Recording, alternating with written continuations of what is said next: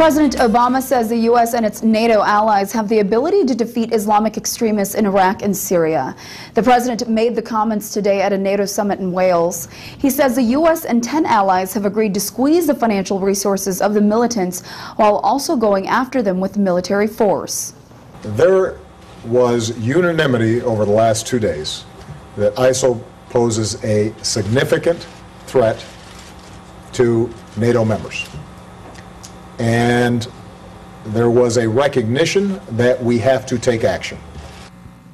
Secretary of State John Kerry will now head to the Middle East to try to rally support from Arab allies. ISIS is not Islam. That's how one Rochester woman is expressing opposition to violent extremists on behalf of Muslims in Minnesota. ABC 6 News reporter Hannah Tran listened in on her effort to bring together different leaders of faith and advocates of peace.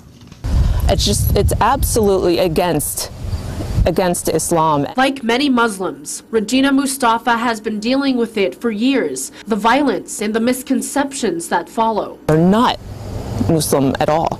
They don't represent any faith. The group unleashing violence in Iraq and Syria call themselves the Islamic State, but Mustafa refuses to let the extremists define her faith. It's an abomination to Islam, and it's an abomination to anyone of any faith. So she's organizing a unified call to peace, an event to reaffirm what each faith of Rochester stands for.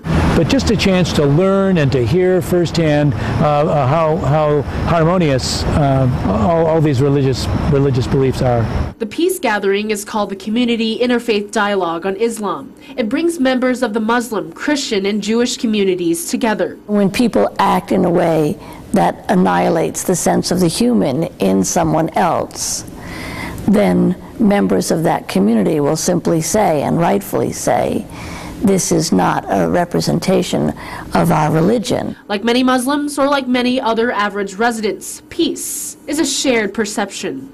There is no mistake that the Muslims of Rochester, Minnesota, and the U.S. are just not going to stand back and let this small group of extremists speak for the rest of us. In Rochester, Hannah Tran, ABC 6 News. If you'd like to be a part of the discussion, the forum will be on Monday, September 22nd at the Calvary Episcopal Church in Rochester. Everyone is invited to attend regardless of their backgrounds.